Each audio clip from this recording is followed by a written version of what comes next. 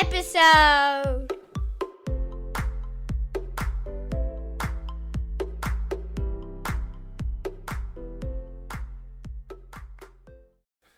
Hello, and welcome back to episode 2 of If Only It Was Easy podcast.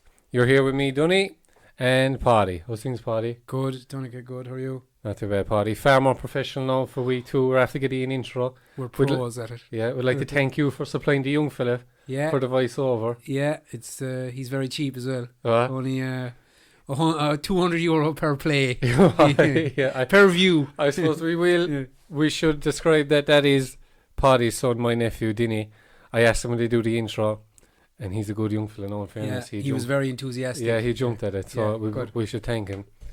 Episode 2, Paddy, we'll just talk about episode 1. In fairness, it went down better than we thought. Geez, we had great feedback, Donica, and it was nice to get it started.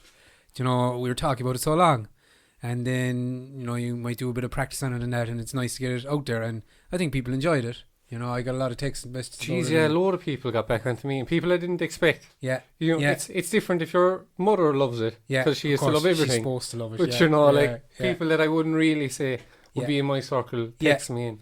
I did appreciate it. No, it went down well. That's nice. I got a lot of feedback about, I think at the end of it, we talked about kind of local sports people that we'd like to get on the show or chat to, and just a few cropped up to me that I kind of, there's a girl from Kanturk, Mairead Martin.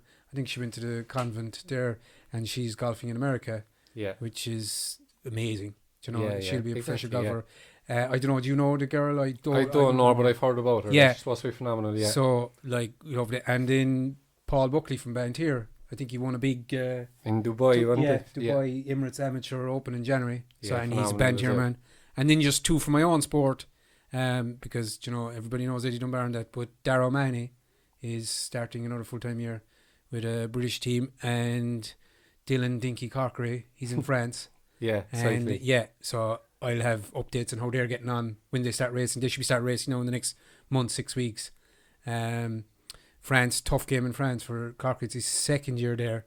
Nice. So last year was a bit COVID restricted, so he should be good this year. And Darragh O'Mahony, he's an animal. He'll be hopefully good results again this year. So we'll keep posting those 2. And obviously we'll get feedback.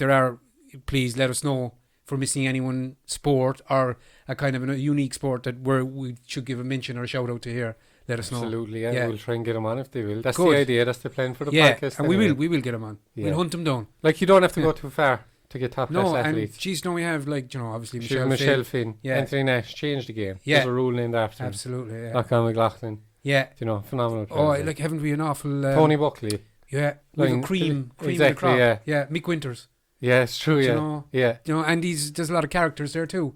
So, like, obviously we won't get everyone on. People might want to come on. I'm not going down talking to those 2, but you know, we have a big pool of people. Talent, massive. Stuff. Yeah, big thing. Yeah, and then we have, like, in their minor cork hurlers, minor cork footballs.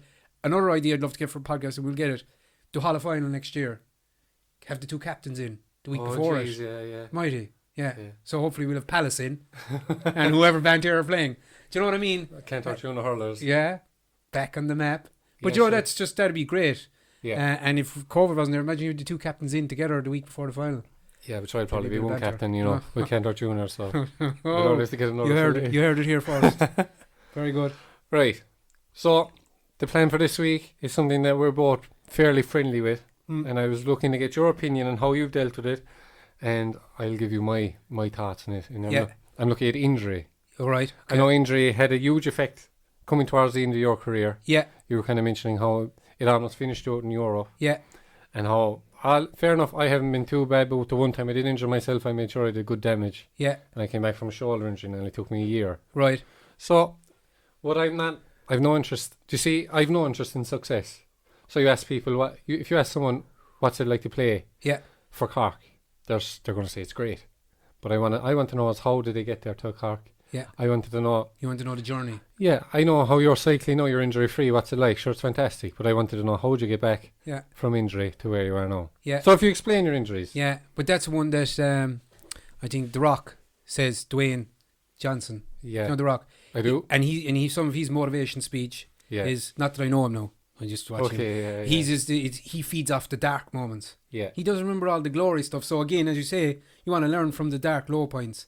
Yeah. The first thing I will always say about injury is, don't use the word disaster. It's disappointment. It's not disaster. Okay. Do you know what I mean? That's the first one. Yeah. People go, I'm injured, it's a disaster. It's not a disaster. Okay. You're injured. Other thing is, I think everything is curable.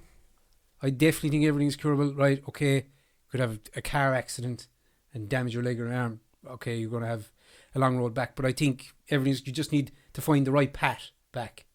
Right. I've come back from my injuries. I've been lucky with injuries. Yeah. I haven't had a lot of them, but I've come back. Other cyclists I cycled with always came back. Yeah. Work with the good physios and your good coaches, and you'll get back. That's kind of one point I'd like to make. Okay. Would you think most things are curable, fixable? Oh, definitely, yeah. Well, you have to work. You have to work. Like, yeah, you know. but I'm more interested in talking to you now, because I know my injury and I'll be able to explain that. But like, you finished last week's episode saying you were 16, you had your hand in a sling. Yeah. But you're saying that's just another injury. Yeah. So why don't you talk about one of your more serious ones? You have two types of injuries from cycling. You have a crash injury, which is an impact injury, and then you could have an injury of kind of something sore, and you can't explain it. That's harder. Yeah. So if I fall and I break something, right, I think, and there's a better time, you can put a time on that. If you break a collarbone, it's maybe 2-3 weeks you'll be on the indoor cycle trainer, and then another few weeks after that you'll be out on the road. If you break your arm, you could be on the turbo in 2-3 days. If you don't need an operation, you have a hand sling. I've broke my wrist when I was a young cyclist, and I was on the turbo the next week. Just put the cast on, grand, work away. There's no real it's not really being used. Yeah, okay, you're not racing, but you deal with it. My first big injury would have been, I had an accident on the bike and I put my hand hit the spokes, and I cut tendons on the fingers. So again, I had an operation on it and I got cleaned up. But there was a time frame and I knew I'd come back. I had a bit of physio to do. It was actually kind of normal physio. It wasn't sports related, just to get the function back in my hand. I think I was out for maybe 8, 9, 10 weeks. But I was able to train. I was able to do stretches. I was able to regroup. I was able to work on other things. So I think when you have a kind of an impact injury like that, or maybe in a hurling you get broken fingers or stuff, you can manage it a bit better, and you can work on other things and come back. But we'd say my knee injuries, they were very frustrating because there was no timeline on them, and I had a sore knee, and then you try and fix it. I went to a physio. You do a bit of muscle imbalance. He'd give it a rub. You try and get a bit of tissue out of it, but it's still not getting better. Yeah, and you still can't race, and then that's tough. Then in that case, you're, like you said there a while ago, you be borderline depressed. You can't do what you want to do. You can't race the race or train because it's in your knee, it's your leg. You can't cycle. Yeah, you can't do anything. It's very frustrating. And then for me, in that situation, it led to an operation. I had to get the fascia, it's called. It's between your bone and your outside, and they just burnt it off. So I'd put a hole in it. Okay. It kind of wore and hole in it. You don't need it, so to speak. And then what happened in that case, I had a post-op infection, and then that was the season gone. And then because they had to open it again, clean it out, and then I had to I had to stent it. Right, so for 8 weeks couldn't bend it, and then all the muscle was gone in it. Yeah. And then I started back cycling, and one leg was like an inch or smaller circumference. So then I was back in the gym. So that was a write-off. But mental aspect of dealing with an injury for me is point one, you got to diagnose it, and you got to deal with it. You got to let the disappointment come in. Yeah, you have got to know you're out because you're not doing what you want to do. Then you have to start working with your physio to get there, but also you kind of have to do other things. Try and look at something. What can I do here now?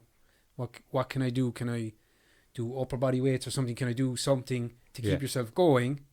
And then I suppose after that, then you have to deal with your coach. But yeah, it's a tough one. It's a tough, and it's in every sport.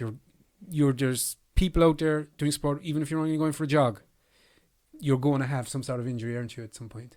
Yeah, it's the other side of the door. Yeah. At any stage, it can happen to you. Yeah. You can try your best to keep it away, but it is eventually going to come knocking. And that is the other thing too. Like if you're kind of having a recurring injury, then you need to kind of get the fix. We'll say, like, I think I was talking to you there a couple of weeks ago, and I think I had a sore lower back, and you were getting me to do glute bridges and Supermans. Yeah. Stuff like that, because you were kind of saying you need to kind of build There's an imbalance there somewhere. Yeah. And you know, that's going to stop me getting a sore lower back. Yeah. Now, I won't say I was injured with the lower back. I had a sore lower back. I wasn't an injured lower back. Yeah. But, you know, and I think that you need to say, I don't want to be injured like this again. What can I do to stop me getting this recurring injury? I understand, but I suppose, obviously, that's not the whole story of injuries, but that's kind of my take on it. It's not easy and it's tough. And I know there was a great lad I cycled with, Tim Cassidy. He's from up the country, and he had an awful time with injuries, knee injuries, ankle injuries, and those ones not from falling, not from crashing. And but Tim was strong. Tim was injured for 12, 18 months in a row, and he'd come back racing. Do you know? But he was tough, and you could see it in him. You could see the mental strength. He had a belief that he was going to come out, and you could see it in him. And I don't think many people who go through the injuries he had. But I think it comes back to it questions your love for what you want to do. It can actually make you stronger if you're on the sideline. Oh, definitely, yeah. And you really know that's my sport. Yeah. And I want to get back to that. Maybe if you're having mid-doubt, you might go, sure, fuck that. You know. But I don't know, what way did you deal with your shoulder injury stuff, meant like that, or have you have questions about my shoulder injury, my shoulder injury was different in a way that we were training one day, hurlers only, up in the J field, and we're doing a tackling drill. And whatever way I was marking one of the boys, and whatever way I brought the ball down, I brought it down to my feet. Yeah. And he was kind of going to pick it, but I tried to hold him back with my right hand. Yeah. And next thing my shoulder, it's called a subluxation. It just slipped out the front, and it slipped back.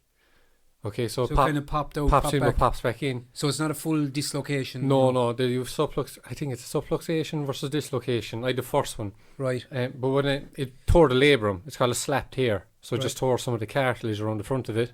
Yeah. So anytime it used to always happen to me then. But what was the problem was, a problem I say, we were in the middle of championship at the time. Yeah. So this is something I want to talk to you about, is cycling. Like, if you're injured and it's championship, you're not injured. Yeah. Do you know what I mean? Yeah. That's the mindset of GA. So I had to get on with it. Yeah.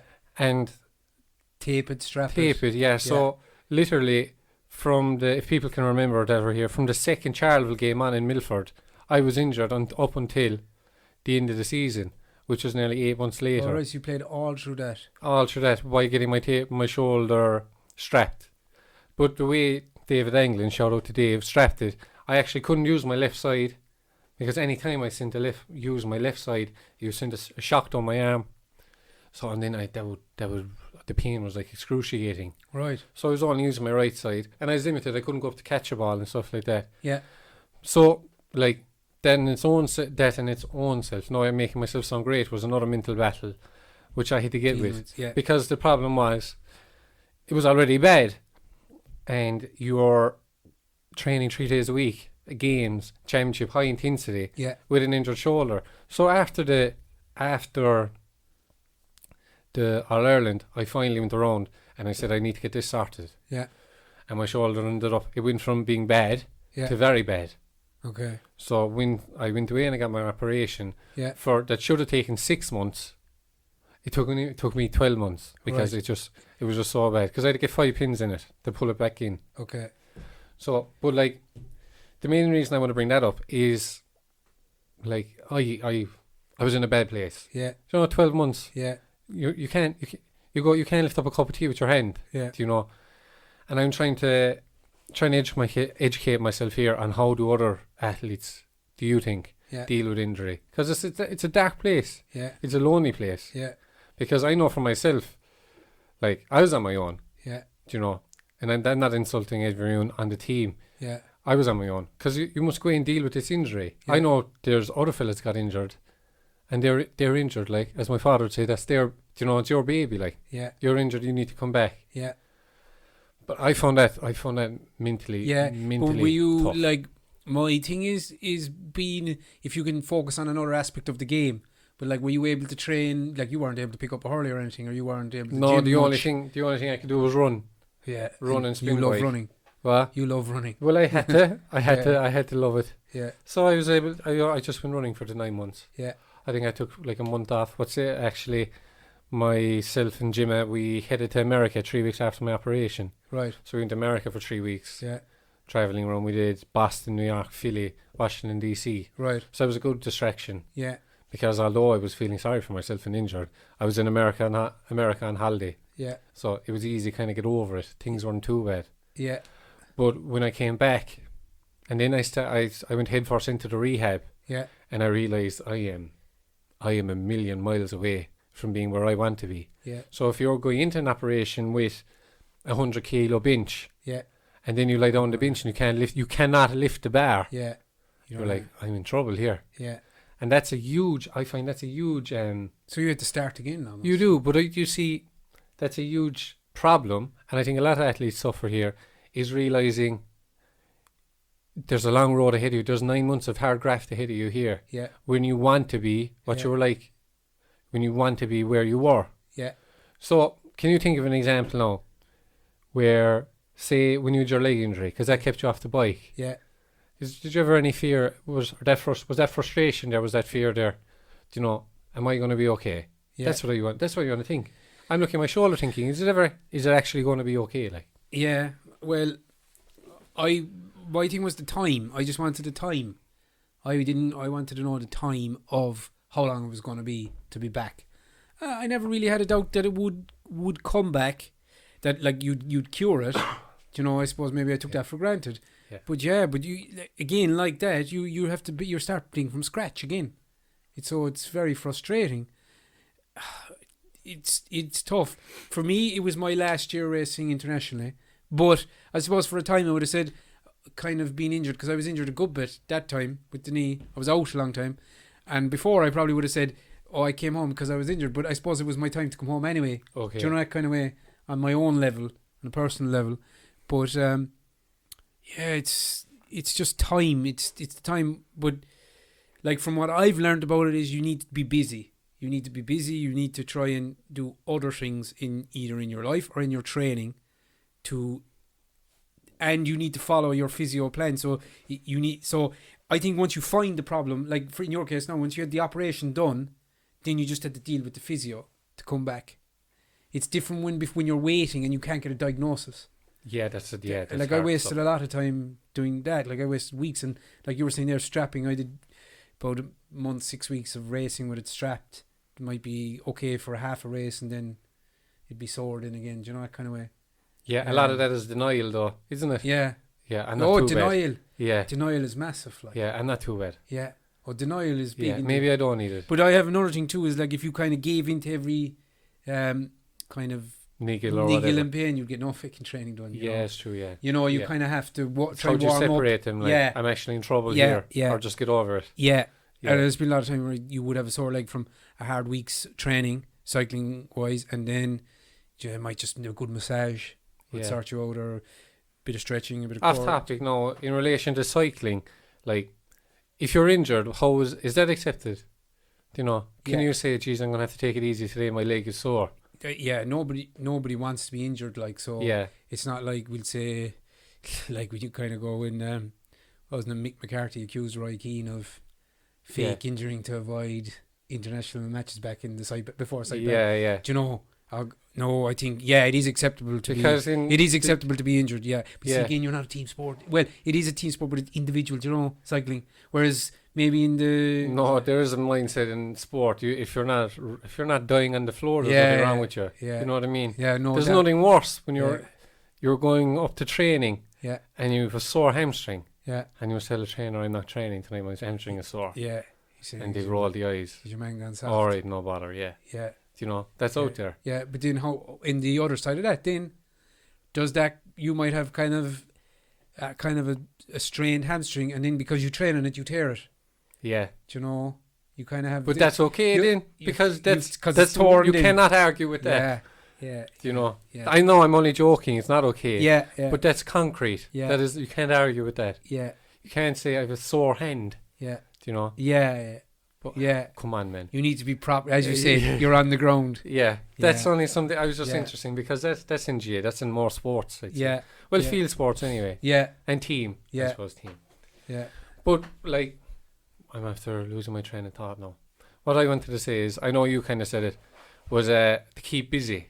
That's the one thing I found massively helped me. Yeah, it's if I saw one saying, I don't know who says it, if you turn every challenge into an opportunity, then life isn't so bad. Very good. Do you know? So what I found is, like in a bad way, you don't think of what I can't do, is you think of what you can do, which is what I've been trying to. I'm trying to instill people in that in their lockdown, during the lockdown as well. Yeah. If you just take a scale it back and prioritise on what you do have. Yeah. So the running was the only thing I had, 2 pair of legs underneath me, but on the other side, then I almost took that to another separate obsession. Right. Okay, because like I said last week, progression is addictive. Yeah. You know, so and you're stalled when you're injured, like you're stalled. But I can finally see something working. My running times are improving. By no means was I world beater, but I actually nearly became obsessed in the other side of it. Whereas I went from 90 I was 92 kilos the day of the operation, and I dropped all the way down to 83, just from running for maybe 5 days a week. Jeez. Yeah, people that know me will believe me, because the amount of people that said, "What, are you all right? Yeah, are you all right?" I goes, "Yeah, I'm only running." Oh yeah, are you sick? Like shocked. Yeah. Which is strange, because I'm usually the other side of the thing. Yeah, geez, you have to put down a bit. Yeah, which is actually after helping me now. Yeah, which I found that helping me, but like, it's almost like alcoholism and the 12 steps. Do you know, you have to get out to the other side, isn't it? Like the first week there, you're just denying like depression. If we were to, between the two of us here now, come up with the steps for an injured athlete. Yeah. Not like our steps. My one is first is don't use the word disaster. Okay. It's disappointment. That's if I was to make a list here now, right? Yeah. My second one then would be get yourself diagnosed. What's the issue? Like get the operation done. Okay. My third one then is like you're saying there, go running, keep busy, manage what you can manage. Opportunity. Yeah. And then number 4 could be like, is there anything that you can bring from the injury? So we'd say if you had an injured shoulder and you were bad at bench press, maybe because you're doing the rehab, you might bring your bench press back better than what it was before you did. That's just an example now. Yeah. But would you agree with those points? Or 100. Yeah, I like that disaster. Oh yeah, well over disappointment. I use that a lot. Like disaster should not be used in any sentence with the word sport. Oh yeah. Do you know when people go, "Oh, we lost a match, it was a disaster"? Yeah. Come on, man, a car crash is a disaster. Yeah, so it's disappointing. Just disappointing. Yeah, it is. It is. You know. Yeah. I like that one. Yeah. And then that's kind of your mental focus, but it's easy. It's not easy, but it's okay now in hindsight to look back. So then I would take the role as a person, as a coach, to instill that into their athletes, that they're in the depression of and the down and out of the injury, and that you as the coach should be trying to think of ways to keep them busy and try and keep the ways of other aspects of the game that they can improve on to keep them, that they're progressing. Like, there's nothing worse than, like you said there, that I'm going nowhere, I'm stalled. You love progression. Yeah. So to try and channel their progression. Yeah. Do you know what I mean? That's just the point I'd say. It's trying to shift your priorities. Yeah. That's what I'd say. Yeah. Focus on what you can. Yeah. Not on what you can't. Yeah. And last thing I meant to ask you is, how do you distinguish in your own? Yeah, everybody knows themselves better than anyone. Yeah. But how do you distinguish between I've a niggle or I'm sore? Just say like. I think I'll give you one, right? So I'm a big fan of Sean Kelly. Okay. Old school cyclist legend, right? And I know him because he was involved in the team. It was his team. The Ampost team was Sean Kelly team, really. Yeah.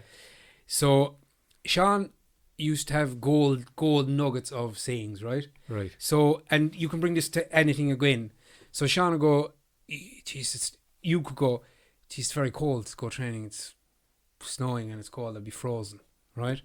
And Sean would say, you don't know how cold it is or how cold till you're out in it.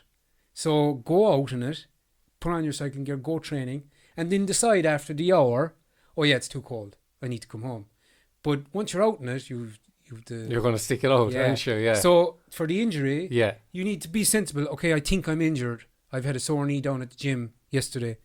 Go warm up, Go do your warm up. Maybe do a bit more warm up because you might be cold. Jeez, that's brilliant. Yeah, go do a small bit of a foam roll without hurting yourself because you're not a physiotherapist. Yeah. To see the workout, you'll know then. Okay, yeah. so you kind of committed. Good, yeah. That would be my take on it. Yeah. And the same again with Sean Kelly's thing. You don't know till you try. Jesus. It's the right thing, you know. Because man, I'm 37 now. Yeah. I wake up and I'd be training there now. This week training, I wake up sore most mornings of the week, like stiff and sore. Yeah. People you train. Yeah. That's how I describe it. And the older I get, I'm kind of like, geez, I never did stretching last night. I never did a small bit of foam rolling. You'd notice it. I'd get off with it when I was a young fella. Didn't know what a foam roller was. Yeah. Do you know? Whereas now, yeah. And there are other things too that we could do. I would do a little bit of it here now. Injury prevention, vital. The foam rolling, the stretching, definitely. And you kind of got me more into foam rolling in the last while. And you're saying, did you foam roll last night? And I go, no. And then you go, do you know? Yeah. Important for injury prevention, do you know? But that's what it's like, do you know, Forrest Gump. Yeah. And he's up and all the people and he's talking about the war in Vietnam and they pull out all the mics. Yeah. And then he says something about the war in Vietnam. Yeah. And then they plug in the that's Mike Guinea. That's all I gotta say about that. So that's all I gotta say about that. Nice. Yeah, I'm happy with that. That Sean Kelly thing is brilliant. Oh yeah. And actually brilliant. Sean Kelly's, you don't know till you try. Sean Kelly, there'll be lots more of that. Yeah. Yeah. He's phenomenal, is he? Yeah. Mindset. Nice, yeah. Mindset, yeah. Like that's what we talk about mindset. We'll always talk about it. And you were to host, I think you said to me last week, or maybe you said to me some other time, about a kind of a template for an athlete. Sean's tough man. Nice. Mindset. You could talk about him physically, obviously, but yeah, mindset and toughness and calculating and yeah, brilliant man. We'll leave it there. We'll leave or go on. Just one thing I kind of want to maybe bring into the podcast and see what people like. I just kind of want to bring this thing in of kind of what are you watching at the moment, or what are you watching at the moment? Like, so for me this week at home, we'd say the kids go to bed and Lisa go to bed and I'm doing a bit of stretching and watching Netflix or something, and I start watching Only Fools and Horses. Like everyone's kind of seen, that's brilliant, you've kind of seen episodes of it. Yeah. The first couple of seasons of the best when the grandfather's there. Yeah. So I started now at the start. Yeah. And I'm going to work through it, and I look forward to it every night now. Yeah. Just watching him. the funniest. Yeah. Trigger. He calls your man Dave. Yeah. All right, then. But so look, it's timeless. Yeah. And I think I actually said, I might have said to your father during the week that I was watching Only Fools and Horses, and sure, he's big smile because he knows it. Yeah. I think I said it to my father. I was watching Only Fools and Horses. I'll remember it. I'd highly recommend. Yeah. Sure, we love it at home. So if you're at home and you don't want to be injured, get out the stretch mat. And try on Only Fools and Horses and get stuck into it. Anything good you watch, or YouTube video or something you watch? We're watching The Fall. Do you ever watch The Fall? No, it's a bit gruesome, is it? No, or like is he Jamie Dornan or Doran up in Belfast? He's the Belfast Strangler. He's just a serial killer, right? And how they're trying to catch him, but I don't like it. It's the girl from the X-Files, isn't it? That's it. Yeah. Alice was telling me to watch that. Now, to be fair, not my style at all. Right. But Jimmy loves it, so we're watching it. Oh yeah, sure. That's the end of that. Yeah. Yeah. But no, I enjoy it. Yeah, we sit down every evening, sit down and watch it. Good. Personally, I'm watching. No, I'm not. What am I watching? I'm watching Scrubs. Oh yeah. There are Scrubs. Yeah, I'm really watching that. Before. Yeah. I think they're Only Fools. Yeah. Something 20 minutes. That's on the background, you know. Yeah. Something you don't want to focus on. Exactly. Or if you're in a stretch and you're not you can't. You know, if you're down a stretch, you can't see the TV. Yeah. Only Fools and Horses. I don't need to be. You just listen. Yeah. There's nothing worse than what did they say there? It's rewinding. Yeah. Yeah. So cool. Give us a bit of feedback or whatever, and hope you enjoyed it. I enjoyed it. I did, yeah. That's perfect. Half an hour's plenty. So, cheers, lads. Thanks. We'll talk it. Take it easy. We'll talk to you again. Bye-bye. Hi, everyone. Thanks for listening to our podcast. If only it was easy. Please like, share, retweet, rezone, and drop us a comment. Give us any feedback. We'd love to hear a bit of feedback. And we're enjoying it, and hope you're enjoying listening. Talk to you soon. Over and out.